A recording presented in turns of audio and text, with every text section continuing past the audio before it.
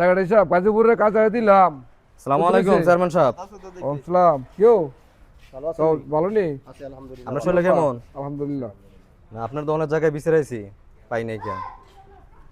ওই তোমার অনুষ্ঠান ছিল, 4-5টা অনুষ্ঠান ছিল, ওরা অনুষ্ঠান থেকে আসে একটু বসে রইলাম আর কি। মানে আমাদের শুধুর ভাই বাদার তো ধরছে যে নতুন পানি আইছে, আপনার পিকনিকের তারা বেলা আয়োজন করছে, তো কিছু টাকা দিতে হয়ে যায়। শোনো, আজকে তুমি হয়েছো, গ্যাস সিটি বসছিল, আরেক গ্রুপ আইছিল, তো ফানি আওয়ার শুরুতে ওই 20,000 টাকা লয়ে গেছে। তা আবার তোমরা আইছো, তো এটা কি শুরু করলো তোমরা, আমি বুঝলাম না তো। ফানি আইলে তোমরা দৌড় দৌড় গেলে চেয়ারম্যান সাহেবের কাছে আই পড়ো, কি ব্যাপার? চেয়ারম্যান সাহেব আপনার শুধু ভাই বাদার সব কিছু কাজে আপনার বুঝছি রে ভাই, বুঝছি, সৎভাবে চেয়ারম্যানি করতে গেলে এত কিছু ফারণ যায় না, কথা বুঝছো? এসো, বিসমিল্লাহির রহমানির রহিম। দাও খোলা মন্ডে গিয়ে গো, চেয়ারম্যান সাহেব দোয়া করেছি, দাও দাও।